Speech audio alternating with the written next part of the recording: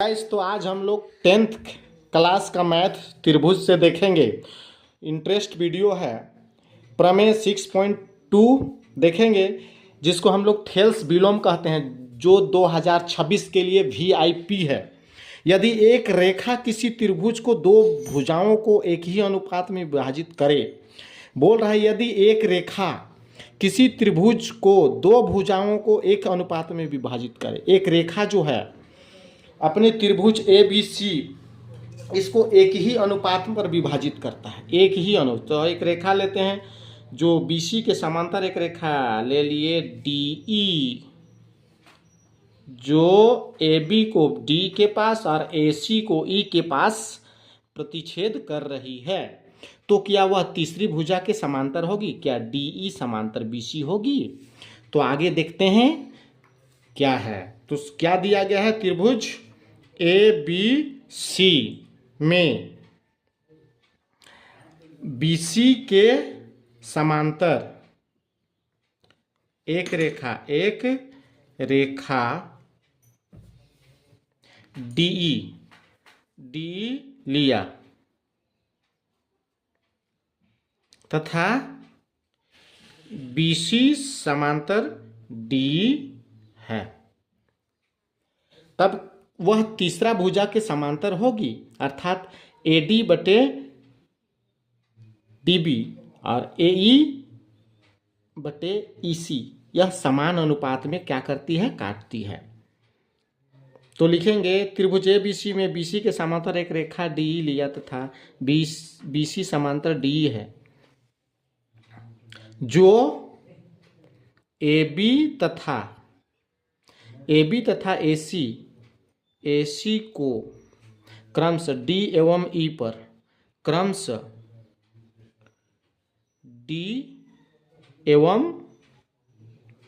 E पर विभाजित करती है। तो क्या वह एक ही अनुपात पर विभाजित होगी, अर्थात AD बटे DB बराबर AE बटे EC इतना दिया गया है। आगे क्या प्रूफ करना है? टू प्रूफ हम लोग देखते हैं क्या प्रूफ करना है। ऐसा स्थिति में तीसरा भुजा के समांतर होगी क्या? जो AB को D और AC को E के पास जो प्रतिच्छेद करने वाली रेखा DE हो, सो तो लिखेंगे DE समांतर क्या है? BC। ये सिद्ध करना है। आगे हम लोग देखेंगे कंस्ट्रक्शन रचना। तो अगर हम मान लेते हैं DE BC के समांतर नहीं है, तो एक रेखा लेते हैं जो BC के समांतर होगा। तो इस तरह से एक रेखा मिलाते हैं, DF लिए, जो BC का क्या है? समांतर है। तो रचना में लिखेंगे एक रेखा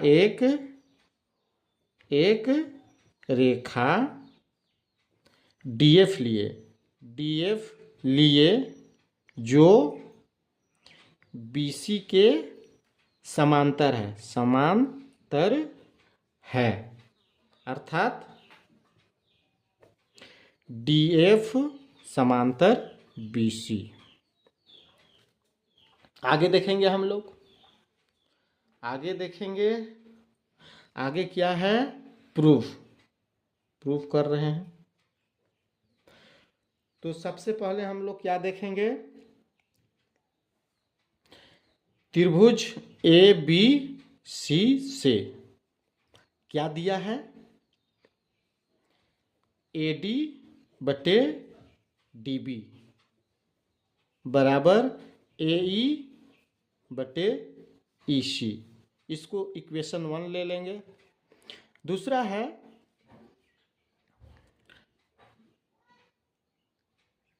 AD बटे DB, AD पुनः लिखेंगे AD बटे DB DB equal to AF बटे FC। रचना से AF बटे FC। ये इसको समीकरण 2 लेते हैं। ये कहाँ से आया तो इसको लिखेंगे रचना से।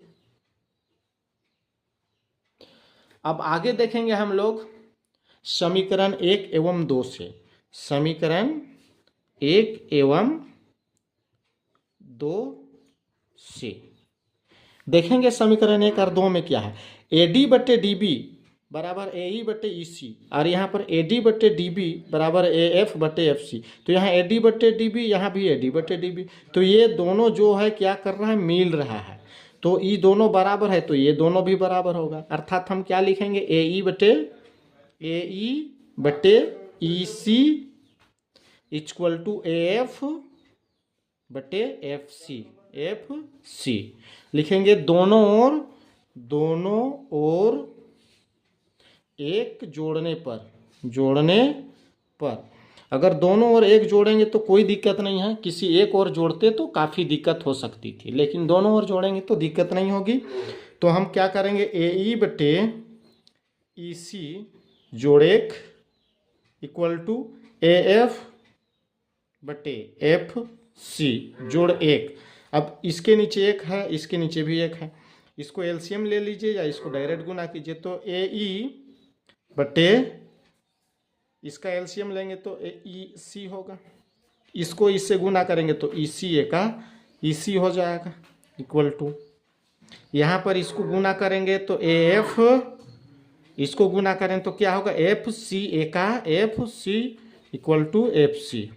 तो इस तरह से यहाँ हम देखेंगे AE जोड़ EC, पिक्चर में क्या है, AE जोड़ EC बराबर AC होगा।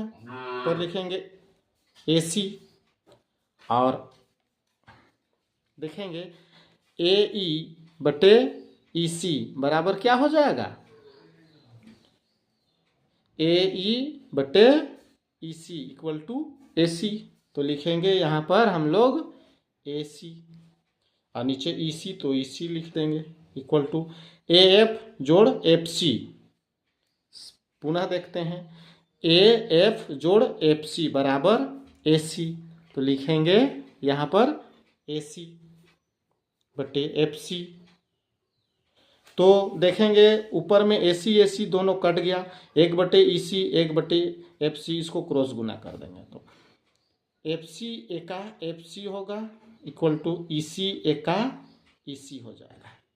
इस तरह से हम लोग देखेंगे, यहाँ पर बोल रहा है FC बराबर EC, अर्थात पिक्चर में FC बराबर EC देखेंगे, FC बराबर EC।